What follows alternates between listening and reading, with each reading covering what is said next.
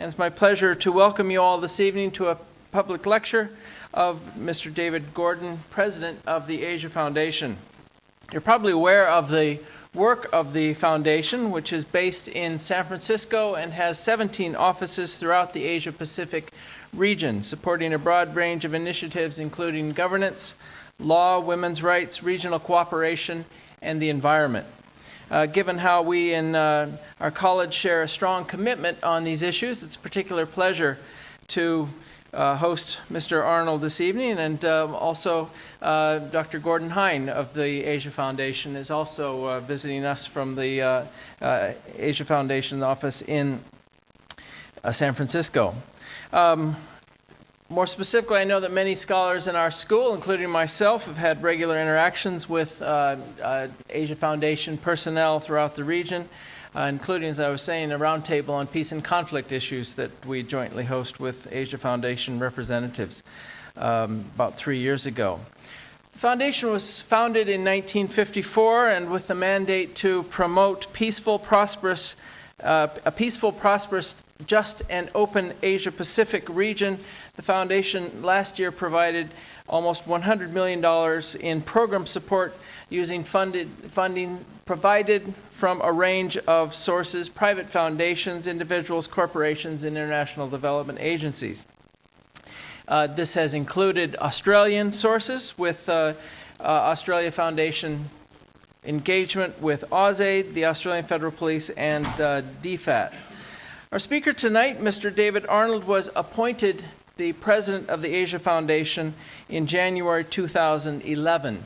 He has extensive experience in international development throughout South Asia, Asia Pacific, and the Middle East, as well as many positions that he has held in the United States. He's past president of the American University in Cairo and former executive vice president of the Institute of International Education.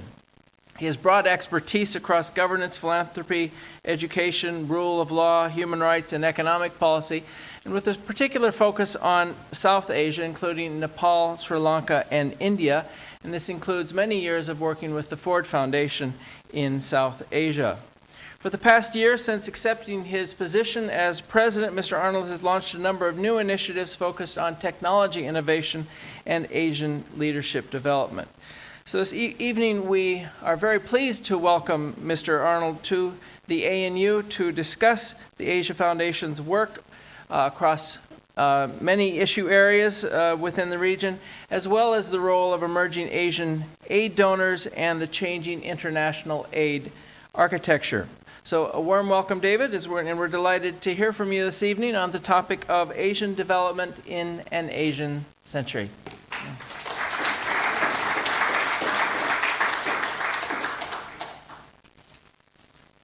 Thank you very, very much, Paul, for that kind introduction and for the wonderful background on the work of the Asia Foundation. I mentioned to the small group of faculty members earlier that in joining the foundation a little over a year ago, I felt in some ways that I was coming home and coming back to a line of work that I was very deeply involved in during my years with the Ford Foundation working in South Asia. After a brief 7-year foray in the Middle East, and even more interestingly into the world of higher education administration, I have to say that I feel much more competent in the world of Asian development than I ever felt as the president of a university located in Cairo. But having said that, I feel very happy to be back on a university campus, and it's delightful to walk the campus, to have opportunities to engage with faculty members and students in an academic environment, and particularly this one, which I think all of us who work in Asia have tremendous regard for ANU. This is a university which has, I think, the distinction of having the largest concentration of Asian studies scholars of any university in the world. And all of us who have spent time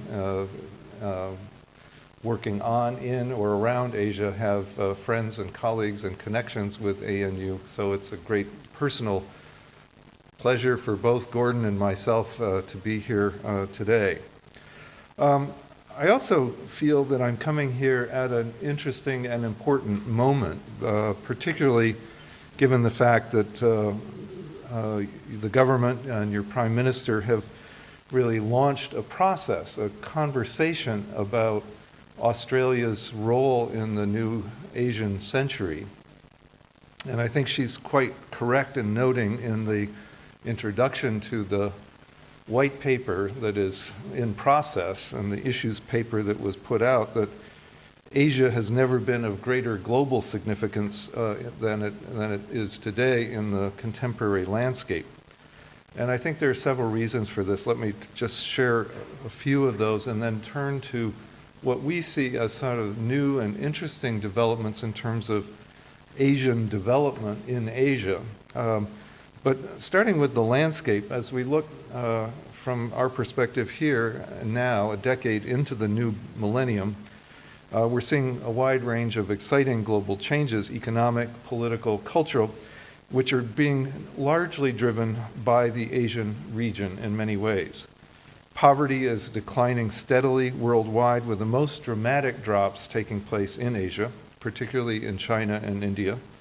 By 2015, the number of people living below the poverty line is expected to be cut in half, declining from approximately 1 billion to 500 million, and this decrease is driven in large part by strong economic growth in the Asia-Pacific region.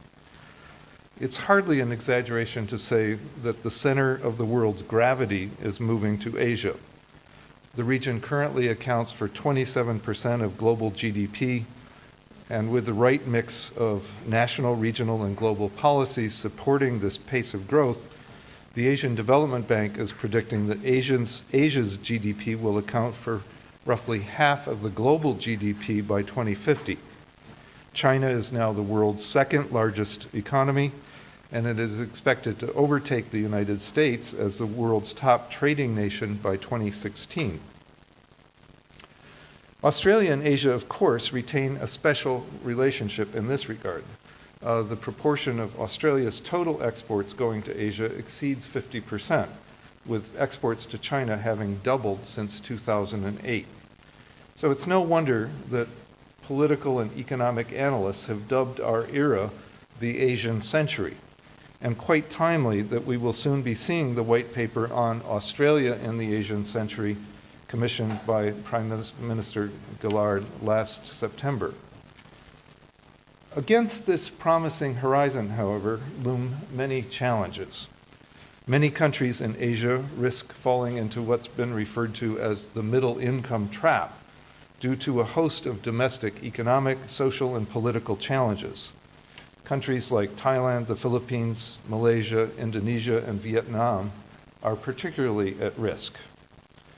The Asian Development Outlook for 2012, produced by the Asian Development Bank, reports that in the last 2 decades, income disparities have widened in the 11 economies that account for more than 4/5 of Asia's population, including the 3 most populous countries and the drivers of the region's rapid growth, China, India, and Indonesia. The growth in the region's population and economy will intensify competition for natural resources and heighten tensions. Furthermore, internal conflicts continue to plague state and human security. 10 of the 18 countries in South and Southeast Asia are confronted with protracted internal conflicts that have lasted, on average, more than 32 years. Conflict-affected states, an issue area that's of particular interest to both Australia and to the Asia Foundation, are having a harder time than their counterparts in meeting their Millennium Development Goals and targets, and present some of the most difficult challenges in terms of the delivery of aid and the achievement of significant economic growth. Aid and development cooperation present important opportunities for addressing these challenges.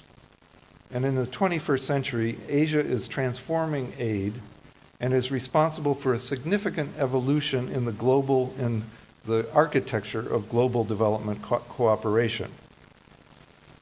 2 decades ago, OECD and the developed world Development Assistance Committee, referred to as DAC.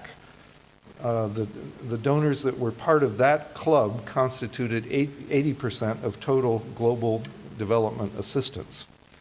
In a few years, this amount will be closer to 50%. And the major contributors to this change is the emergence and the significant increase in development assistance coming from non-DAC countries, notably China and India. Although often characterized as new or emerging donors, many of these countries have a long history of development cooperation that has simply fallen under the radar screen of traditional aid frameworks for many years. They provide options for aid where some traditional donors are scaling back due to the global financial crisis and domestic pressures. Beyond resources, these emerging Asian actors bring distinctive philosophies, expertise, partners, and modalities to their cooperation. The rise of Asian donors like China, India, and Korea, and the explosion of private philanthropy present new and different opportunities for cooperation and partnership that recipient countries can choose to engage with. It's become clear to the international community that these emerging development actors are important voices that can no longer remain under the radar. Last November marked the first high-level forum on aid effectiveness, which was held in Asia and was hosted by Korea in Busan. Korea's extraordinary development success, its status as the newest member of the OECD DAC since 2010, and its position as a bridge between traditional and emerging donors set the stage for one of the most successful outcomes of what was referred to as the HLF4. This was the High-Level Forum, which was the fourth in a series of these. And the distinctive aspect of this was the role that this forum played in serving as a catalyst for a more inclusive partnership for effective development cooperation. With nearly 60 years of experience working in Asia, the Asia Foundation has experienced this remarkable transition and evolution in development cooperation firsthand. Unlike many development organizations, the Asia Foundation has remained engaged in Asian countries, supporting them to address the numerous challenges I listed earlier in countries where other donors have graduated these countries and shifted focus to poorer regions. For example, we continue to have offices in Malaysia, in Korea, in the Philippines, in Thailand, in Indonesia, even as these countries are moving from least developed to middle income status countries. Among the many programs that the Foundation sponsors, one which has generated considerable interest actually involves working with this new group of rising and emerging Asian donors. Since early 2011, the Foundation has been working in cooperation with the Korea Development Institute to organize a dialogue series that is focused on Asian approaches to development cooperation. And this set of dialogues has brought together leading experts and development practitioners from 6 countries: China, India, Korea, Malaysia, Thailand, and Singapore. The discussions have examined commonalities and differences among Asian aid approaches, provided Asian perspectives on conventional aid architecture, and shared DAC perspectives on emerging Asian donor approaches. The agenda and the priorities for these dialogues have been decided by the participating Asian countries, and we've been very fortunate to involve AusAid in our meetings and to benefit from the insights and perspectives of Australian development assistance experts. The first year of these dialogues actually culminated at the HLF4 gathering in Busan, where the Foundation hosted with the Korean Development Institute an official side event on Asian approaches to development cooperation. And we were pleased that AusAid's Director General, Peter Baxter, served as our expert commentator on the panel, sending a strong message about Australia's keen interest in the growing contributions of emerging Asian donors. Our theme for the dialogues in 2012 is pro-poor growth, Following a successful meeting which framed the issues in New Delhi in March of this year, our next meeting will be taking place in June in Beijing and will delve more deeply into understanding the extent to which Asian countries have achieved pro-poor growth themselves and how they in turn may translate this experience into their new and emerging development cooperation programs. Again, we're going to be pleased to welcome participants in the Beijing meeting from AusAid. Discussions from this dialogue series have found a number of common features among Asian approaches to development cooperation. These include the experience that these new Asian donors have of being both aid recipients and aid donors, in some cases simultaneously, and hence their reluctance to embrace a simplistic donor-recipient dichotomy. Secondly, it has highlighted the desire that many of these countries have to share their own success as an alternative path for developing countries, with an emphasis on shared and sustained growth, country ownership, and capacity development. And thirdly, the common feature is that many of these aid programs impose fewer policy conditionalities than traditional OECD DAC donors for their recipient country partners. Given that many Asian donor countries have focused on development cooperation within their own geographic neighborhood, Asian development cooperation has the potential to address many of the pressing challenges facing the region in this new Asian century. As noted by the Prime Minister in her remarks on the white paper, China and India, with two of the largest donor assistance programs and significant reach throughout the region, are frontline voices in Asian development cooperation. And as both of these rising donors and Australia increase their commitments to development cooperation in Asia, it's becoming imperative for Australia to develop a fuller understanding of these growing aid programs in order to pursue opportunities for fruitful engagement and collaboration. China's development cooperation, 45% of which is directed to Africa and about a third of which flows to Asia, has been the focus of much recent discussion. The country's first white paper on foreign aid, which was released last April, reveals an aid program that has increased approximately 30% per year for the past few years, and with an annual budget of about $4 billion, slightly less than 0.05 of the gross national income. In fact, the estimates of the total size of China's aid flows varies very widely, from about the $4 billion level that's cited in the white paper to over $100 billion annually. And this huge variation stems from the fact that different delineations exist in terms of which flows are to be considered as development aid.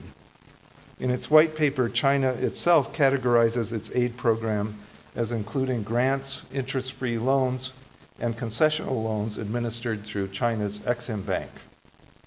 But this represents only a small element of China's Exim Bank loan program. Its other official flows, such as export credits, constitute the majority of Chinese development financing. And these other official flows are often incorrectly classified as aid, which they are not, thereby leading to considerable misconceptions about the magnitude of Chinese aid. In addition, Chinese aid is only a small part of its external assistance and is often part of a broader investment package in a given country. Due to such misconceptions and the fact that several Chinese agencies, rather than a single one, coordinate aid, it's difficult to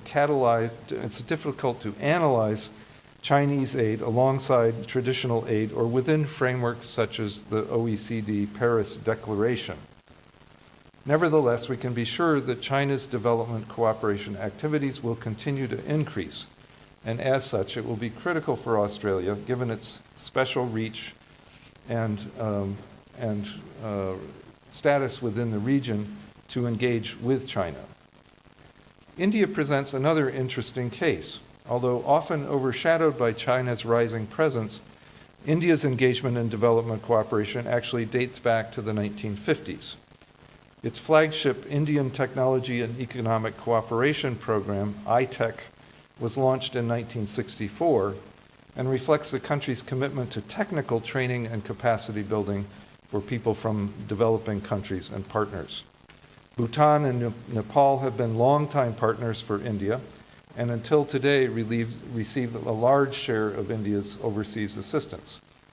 India has also become the 5th largest donor to Afghanistan. And like China, guiding principles include mutual benefit, non-interference, technical and economic South-South cooperation. India dispersed over $1.5 billion in traditional aid in 2011, even while it remained the largest recipient of multilateral assistance.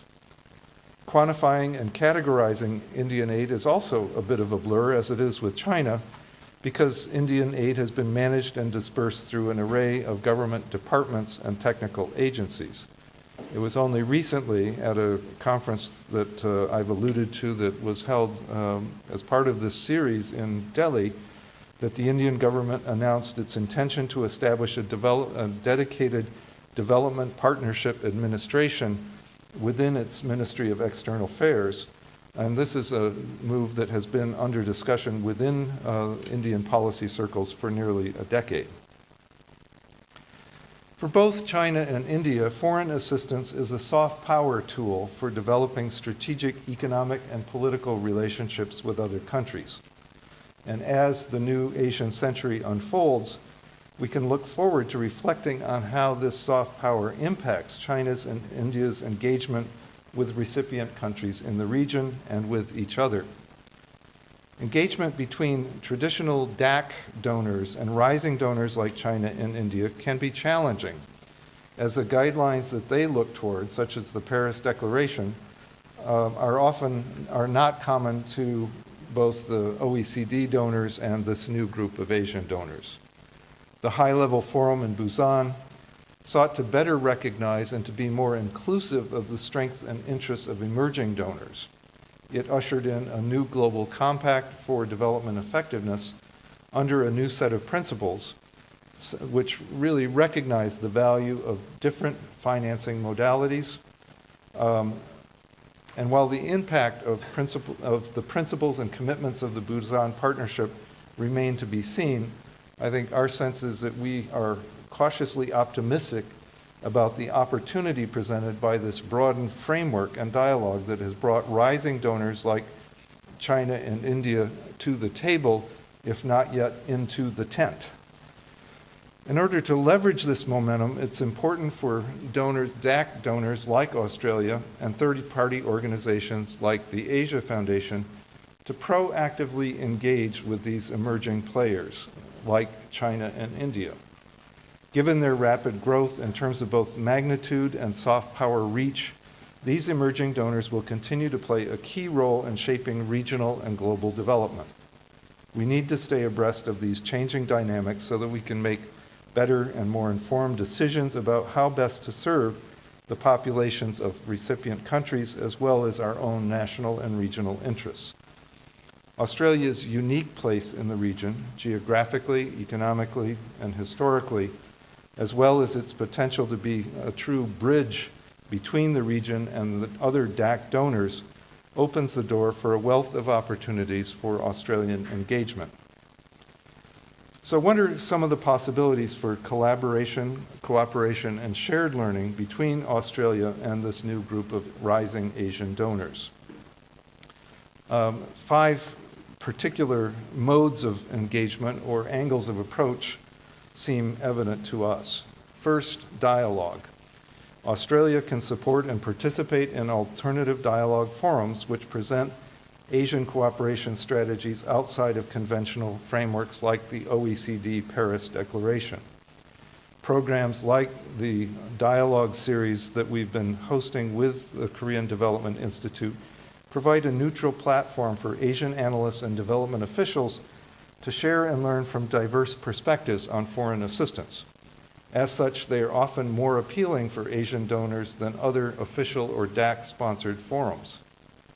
The Foundation and KDI, as I've indicated, very much welcome AusAid's continued involvement in this dialogue series. A second mode of engagement is really to support and encourage South-South and triangular cooperation.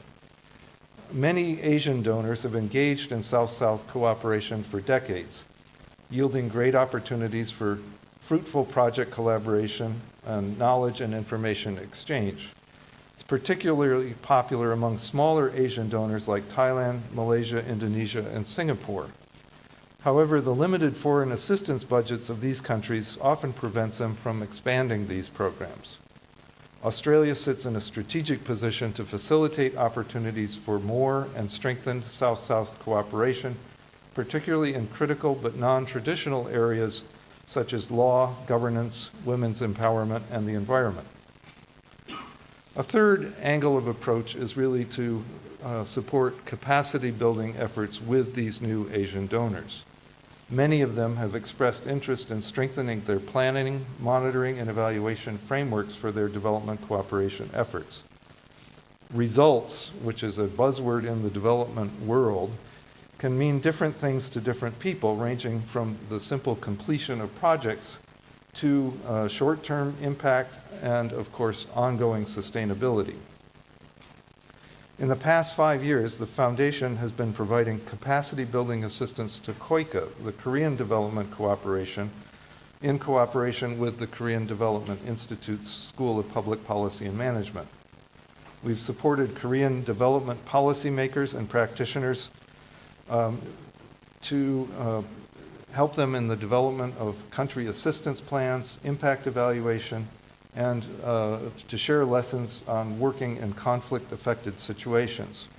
We've also served as hosts for development interns from Korea in several Asian Foundation field offices throughout the region. A fourth mode of engagement is really to encourage and support research. And research on development cooperation programs, particularly research led by developing country experts, can play a special role in increasing knowledge sharing between traditional and non-traditional donors and enables all parties to make more informed choices about their aid programs. Academic and policy institutions have served as important resources for providing thinking about Australia's aid program and ongoing issues in the region. There's a dearth of applied research on understanding development cooperation in a number of emerging donors such as India. So efforts to support country-led research will increase understanding within the development community about needs, comparative strengths, and the appropriate application of best development practices. Fifth and finally, there is an opportunity to pursue complementary programs and to build complementary programs around areas of mutual interest. In addition to serving as a launching pad for more inclusive dialogue, the Busan HighLevel Forum highlighted the value of identifying and leveraging the complementary strengths of different donor countries.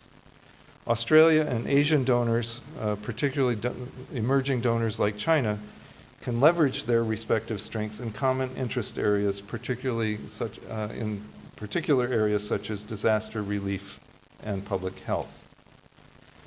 In conclusion, all of us are committed to development in the region and are deeply interested in and are closely following Australia's national conversation on ways to engage constructively and collaboratively with the opportunities and challenges arising from this new Asian century. It's my personal hope and sincere hope that we at the Asia Foundation can continue to be a supportive partner with our colleagues here in Australia as you undertake this national conversation. Thank you very much.